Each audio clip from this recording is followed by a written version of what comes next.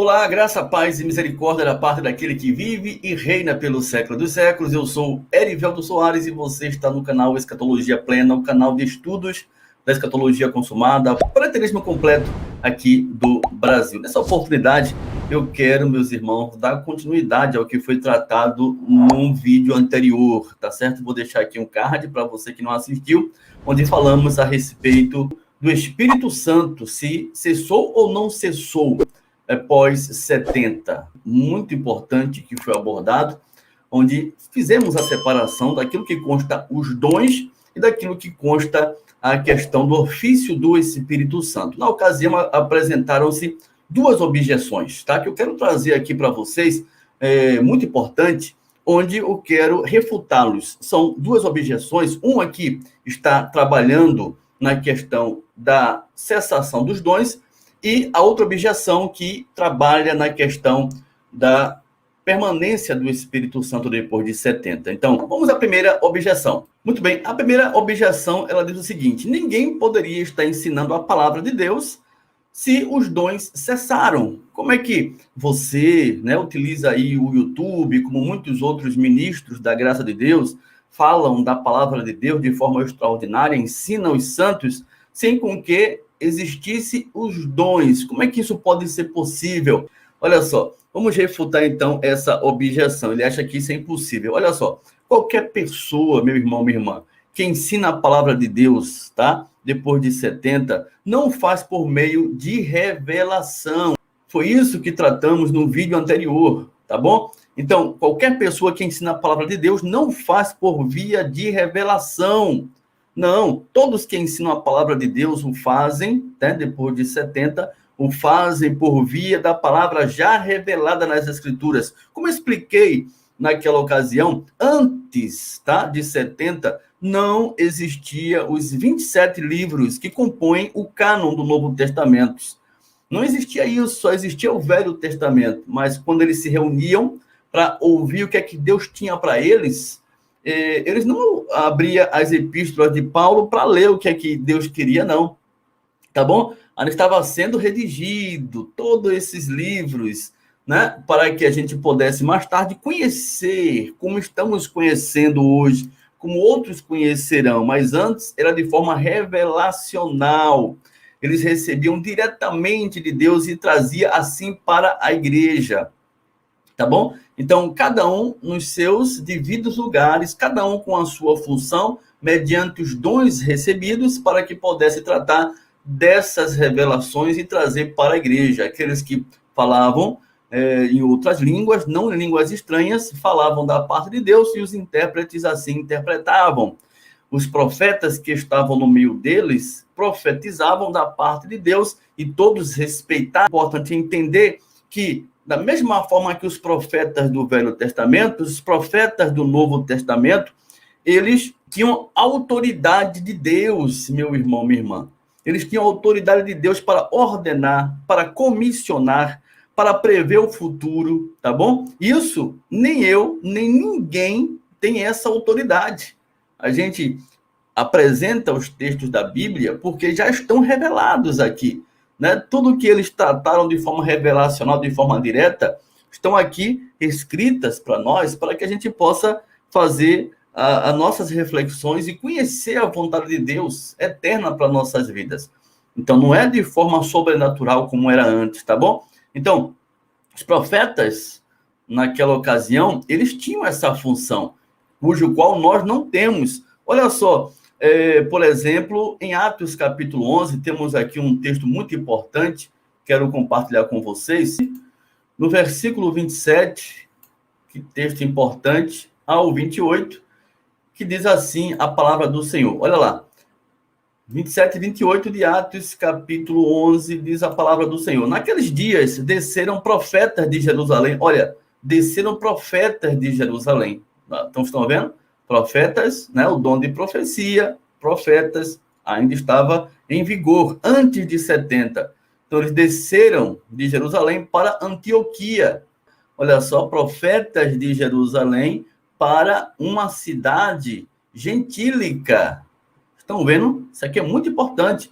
E levantando-se um deles, por nome Ágabo, então existiam vários profetas, um deles se chamava Ágabo, dava a entender pelo Espírito que, olha só, haveria uma grande fome em todo o mundo. Fome em todo o mundo. A palavra mundo aqui é oikomene, tá bom? Terra habitada. O mundo cujo qual Roma exercia domínio. Esse é o sentido da palavra oikomene. Então, chegaria a fome em todo o oikomene, tá? Em todo o território cujo qual Roma exercia domínio. As pessoas lêem isso aqui e acham que é todo o planeta Terra, né?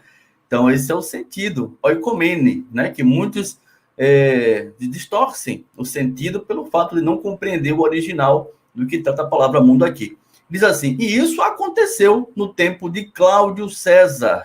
Então, por via do que foi manifesto pelo um profeta que veio de Jerusalém para Antioquia, de nome Ágabo, deu-se a entender, a conhecer que haveria um momento de grande fome em todo o mundo. E isso realmente aconteceu. Olha, ele preveu um acontecimento. Um profeta, ele tinha essa autoridade. Eu não tenho essa autoridade. Nenhum ministro da graça tem essa autoridade. Mas temos outra referência aqui importante a respeito de Ágabo, Atos capítulo 21, no versículo 10 ao 14. Agora se referindo ao apóstolo Paulo. Olha só. E demorando-nos ali por muitos dias, chegou da Judéia um profeta por nome Ágabo. E vindo ter conosco, olha só, ter com Paulo e aqueles que ali estavam com ele, tomou a cinta de Paulo e, ligando-se os seus próprios pés e mãos, disse: isto diz o Espírito Santo: assim ligarão os judeus em Jerusalém o varão de quem é esta cinta, e o entregarão nas mãos dos gentios. E ouvindo nós isto, rogamo-lhes, tanto nós como os que eram daquele lugar, que não subisse a Jerusalém. Então, aqueles que estavam ali, né, com o apóstolo Paulo, entendeu o que foi profetizado por Ágabo, dentro da sua autoridade. Ele pegou, né, a cinta de Paulo e ligou-lhes, amarrou em suas mãos e seus pés, e disse, por via do Espírito Santo, que aconteceria que os judeus iriam prendê-lo, iriam prender a Paulo, né? O varão de quem é esta cinta, e o entregarão nas mãos dos gentios. Então, era isso que aconteceria. Todos entenderam isso muito bem, aquela profecia, e rogaram para que Paulo não subisse para Jerusalém. Mas Paulo respondeu, o que é que Paulo respondeu? Que fareis vós, chorando e magoando-me o coração? Porque eu estou pronto, não só a ser ligado, preso, mas ainda morrer em Jerusalém, pelo nome do Senhor Jesus. E, como não podíamos convencê-lo, nós aquietamos, dizendo, faça-se a vontade do Senhor. A vontade do Senhor foi conhecida através de quem? Através do profeta Ágabo, em meio àquela forma revelacional de transmitir a mensagem de Deus. Estão entendendo como a coisa aqui é séria? Então é isso que eu estou tratando com vocês, e tratei no vídeo anterior. Será que alguém de nós que pregamos a palavra, né, pelas redes sociais, tem essa autoridade? Nenhum de nós temos. Por quê? Porque os dons revelacionais cessaram. Estão vendo? Essa é a realidade, é aquilo que foi falado em 1 Coríntios capítulo 13, versículo 8. 1 Coríntios 13, 8. O amor jamais acaba, mas havendo profecias, o quê? Desaparecerão. As profecias desapareceriam. Havendo línguas, cessariam o dom de línguas. Havendo ciência, a palavra do conhecimento, também cessaria, porque toda a palavra do conhecimento trazendo a revelação de Deus seria conhecida pela igreja em sua plenitude, tá? Então não haveria mais necessidade de forma revelacional ser conhecida, porque toda a palavra do conhecimento de Deus já fora manifesto ao seu povo, e a Bíblia Sagrada, ela já nos concede todas essas informações e revelações. Entenderam agora como essa questão é importante de levar em consideração o que está sendo tratado aqui pelo apóstolo Paulo em 1 Coríntios 13, 8, da mesma forma que a gente combate essa questão do dom de línguas hoje, que é comum se ouvir, né, no meio do movimento pentecostal, embora as línguas que eles falem não tem nada a ver com o dom de línguas que foram trazidas às igrejas no primeiro século. Então, da mesma forma que a gente combate, mostrando à luz da Bíblia que esse dom cessou, da mesma forma o dom de profecias e o dom da palavra de conhecimento. Tudo já foi revelado. Então, o que falamos é o que já está revelado. Nada que ensinamos acerca da palavra de Deus vem de forma sobrenatural. Vem por meio de uma leitura sincera da palavra de Deus, com a ajuda de todo o material que vai fazer com que a gente compreenda o que realmente aqueles textos estão informando para nós. Olha só, eu, por exemplo, como ministro do Evangelho, o que é que eu faço? Olha lá, tem enciclopédia, né, da Bíblia, né, onde eu utilizo, né, não chego aqui e digo, vou ensinar a palavra de Deus porque ele está me mandando dos céus. Não, um dicionário Vine, um significado exegético e expositivo das palavras do Antigo e do Novo Testamento, para que a gente compreenda as palavras do grego, no hebraico. Olha só, é um material que é utilizado, não é chegar e esperar dos céus que vêm as informações, não. Olha só, tem uma Bíblia aqui de Genebra, são os materiais que eu utilizo. Eu não utilizo só uma versão, né? Tem o Novo Testamento, King James. Então, são os materiais que eu utilizo aqui para poder trazer conteúdo de qualidade, informações com relevância para a fé cristã, onde você realmente pode identificar o que foi tratado nas Escrituras, em certos textos, às igrejas, e toda uma questão, né, que leva-nos à compreensão da palavra de Deus já revelada. Tem mais uma aqui, olha, essa daqui é velhinha, mas é de grande utilidade para mim, né? Bênção de Deus. Essa aqui é a Bíblia anotada, tá bom? A Bíblia anotada, de estudos anotada, muito maravilhosa, onde eu faço os meus estudos. Meus irmãos, hoje a sã doutrina, ela é ensinada de forma sistematizada. Antes não era assim, tá bom? Ela não era ensinada dessa forma. Você nunca vai ver o apóstolo Paulo ensinando a graça de forma que ela é ensinada hoje, depois de 70. Nós, né, estudantes da palavra, sistematizamos os ensinos do apóstolo Paulo. Quando a gente fala de batismo, quando a gente fala acerca da circuncisão, da incircuncisão, a gente fala de forma sistematizada. A gente não fala de forma revelacional. Veja que quando Paulo tratava desses assuntos, ele falava de Abraão, ele falava acerca dos povos judeus da antiguidade, trazendo para a questão da pessoa de Cristo e, por fim, manifestando o propósito final do que era a aliança da graça de Deus. A gente não, a gente encurta tudo isso, mostrando nos textos todos os pontos que definem de forma sistemática o que Paulo tratou de forma revelacional em seu tempo. Quando a gente vem falar acerca da escatologia consumada, a gente não fala de forma revelacional, tá bom? O preterismo completo não é uma nova doutrina, não foi trazida pelo anjo e revelou para mim ou para qualquer outro que ensina hoje, não. A escatologia consumada é um método de interpretação. Então, a gente ensina aquilo que já está escrito, trazendo à tona todo um contexto histórico e gramatical que faz com que a gente entenda que o tempo da parúzia, tá, e a consumação do século não tem nada a ver com o que a tradição tem ensinado, mas tudo já está revelado. Essa é a questão, tá certo? Então, o ponto pela qual foi levantada na primeira objeção, que ninguém poderia estar ensinando a palavra se o dom cessaram, não é legítimo, já está sendo refutado aqui à luz das Escrituras, tá bom? Vamos para a segunda objeção? Muito bem, a segunda objeção, ela é com referência à questão do cessar do Espírito Santo. Essa objeção, ela é trazida no sentido de dizer o quê? Que o Espírito Santo não mais tem influência na humanidade, naqueles que foram escolhidos para a salvação, porque há muita divergência nos ensinos da palavra de Deus, que vai dizer assim, olha só, em meio às tantas divergências nas é impossível que o Espírito Santo esteja presente depois de 70. Deus não é espírito de confusão. Então, essa é uma objeção que foi levantada, né? Dizendo que é impossível que o ofício do Espírito Santo esteja em vigência, né?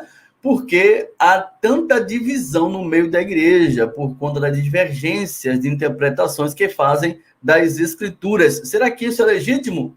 Absolutamente não. Vamos refutar também essa objeção. Por quê? Porque esse argumento ele não anula o fato pela qual o Espírito Santo esteja em operação em favor dos escolhidos de Deus. Não anula em nada. Se esse argumento fosse legítimo, como o Espírito Santo poderia estar agindo na vida do apóstolo Pedro e seu ministério? Ele que foi designado para os circuncisos, e o mesmo Espírito de Deus estava agindo na vida do apóstolo Paulo para que ele pudesse ministrar aos incircuncisos.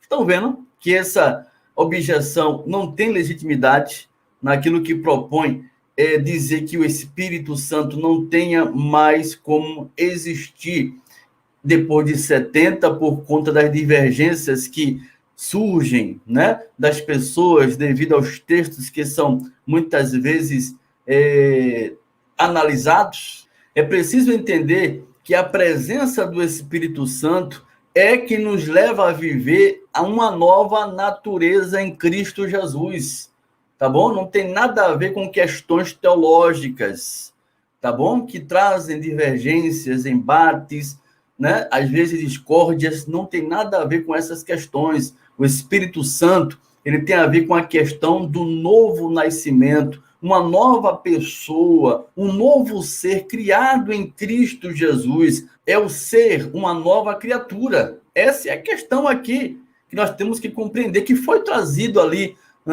no vídeo anterior, que falamos acerca dessa questão. Olha, Paulo, o apóstolo Paulo, ele teve uma divergência grandiosa com o apóstolo Pedro. E esse registro aqui, muito interessante essa passagem que vou trazer para vocês, de Gálatas, todos nós conhecemos essa passagem, muito interessante essa divergência, que está lá em Gálatas capítulo 2, foi a maior divergência que já aconteceu na face da terra. Por quê? Porque foi entre dois apóstolos de Jesus Cristo. Paulo, um apóstolo de Cristo, e Pedro, que também era um apóstolo de Jesus Cristo.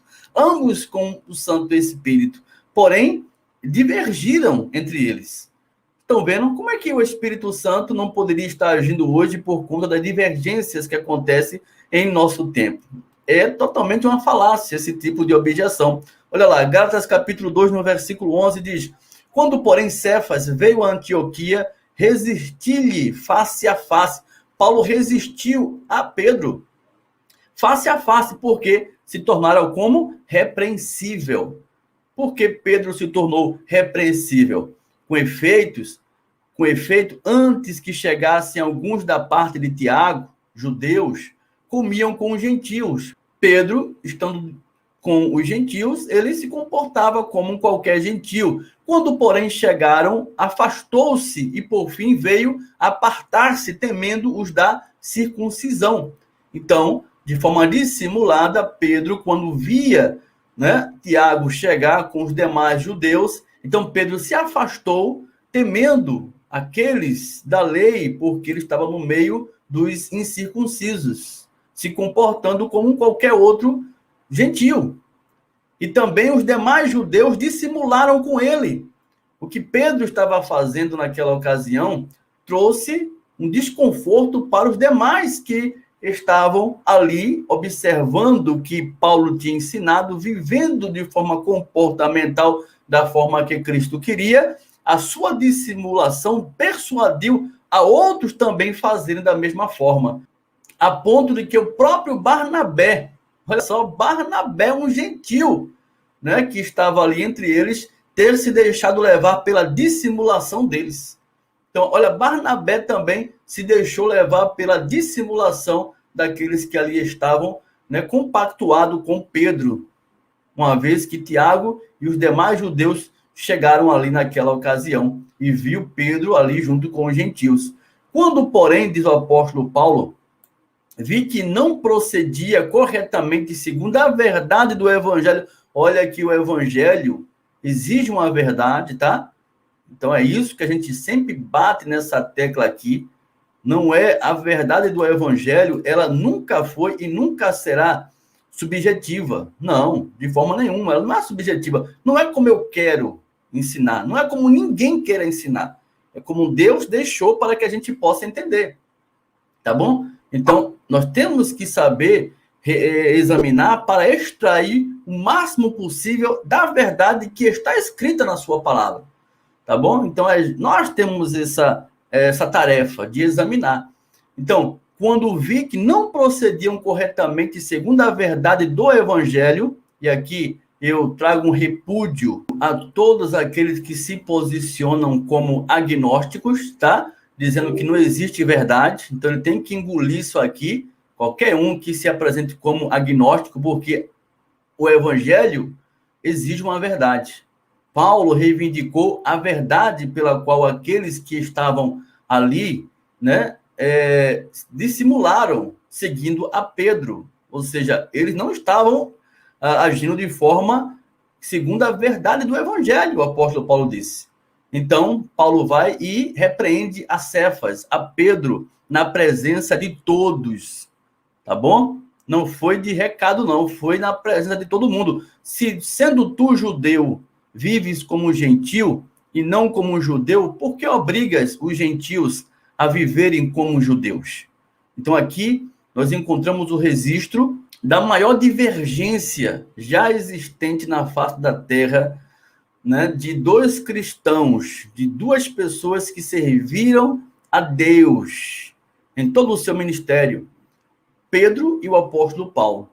Eles foram inimigos por conta disso? Absolutamente não. Mas houve uma situação cujo qual a dissimulação de Pedro fez com que o apóstolo Paulo tomasse uma atitude em prol da verdade do evangelho. Tá bom? Foi essa a situação aqui. Paulo tinha autoridade para isso, na função de apóstolo, uma vez que ele estava nessa incumbência de trazer e manifestar a verdade de Cristo, de forma nenhuma deixar que qualquer dissimulação tirasse a certeza do que ele tinha falado a respeito do Senhor, né? Então ele vai falar aqui, seguindo a respeito da questão de judeus e gentios, e assim por diante, ele fala da justificação pela fé somente. Então, meus irmãos, minhas irmãs, divergências sempre existirão, tá? E é bom que isso aconteça. O apóstolo Paulo falou isso aqui em 1 Coríntios, capítulo 11, no versículo 19. Olha só, isso aqui aconteceu também com os irmãos de Corinto, uma divergência, né, na ocasião, na questão do comportamento da ceia, os irmãos gentios, na questão da ceia, né, eles se comportam de forma completamente avessa daquilo que Paulo tinha proposto no evangelho que chegou a eles. Havia muita divergência de comportamento, né, de como celebrar ali a ceia, os irmãos gentios, e o apóstolo Paulo diz o que aqui em 1 Coríntios 11, 19. Olha só, porque até mesmo importa que haja partidos entre vós. Olha só, porque até mesmo importa que haja partidos entre vós. A palavra partidos aqui no original grego é heresias, tá bom? Então ele diz, até mesmo importa que haja heresias entre vós, para que os aprovados se tornem conhecidos em vosso meio. Então, as divergências que acontecem entre nós cristãos, ela é importante para que a verdade seja manifesta, conhecida, abraçada e louvada. É isso que acontece no meio de nós mesmos, né? Porque às vezes a gente propõe a ensinar aquilo que está além do que está escrito. E isso, ela é completamente sanada quando essas divergências traz à tona a sensatez da compreensão do texto que está sendo ali proposto no ensino, tá bom? O apóstolo Paulo também, ele falou algo incrível aqui em 1 Tessalonicenses, aos irmãos de Tessalônica, a respeito dessa questão de comportamento das pessoas em meio às divergências que é comum acontecer entre nós cristãos, né? 1 Coríntios 5, 21, o apóstolo Paulo diz assim, olha lá, julgai todas as coisas, retende o que é bom.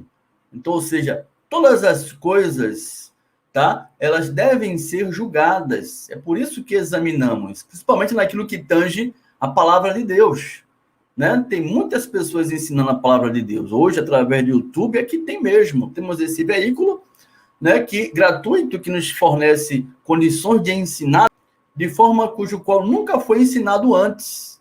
O que antes se fazia numa congregação, em uma célula, em uma comunidade próxima, né? Quando a gente ia fazer um trabalho evangelístico com alguns irmãos, hoje se faz a nível mundial através da internet, através do YouTube, através do Facebook, enfim, as redes sociais, elas ampliou esse leque de conhecimento da palavra de Deus.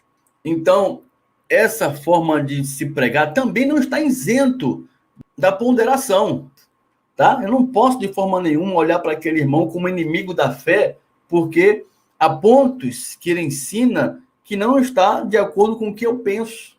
Assim fica complicado, meu irmão, minha irmã, né? Ensinar a palavra de Deus, né? Ensinar as verdades do Senhor, porque eu não posso ser medido para a régua de ninguém, da mesma forma que o outro irmão lá não pode ser medido na régua de ninguém. Estamos fazendo aqui aquilo que compete. Então, você que examina a palavra tem toda a responsabilidade de ver, né? Julgar todas as coisas através do exame e reter do que é bom, tá bom? E nunca comparar as pessoas, porque todos nós somos iguais diante de Deus. Não tenho que provar nada para ninguém, nem ninguém tem que provar nada para mim.